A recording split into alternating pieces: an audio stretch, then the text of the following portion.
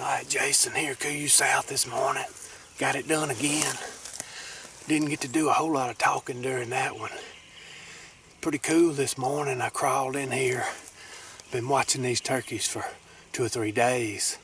It's been 3 longbeards, a bunch of hens, and I crawled in here this morning about 45 minutes, an hour before daylight and got right up under them.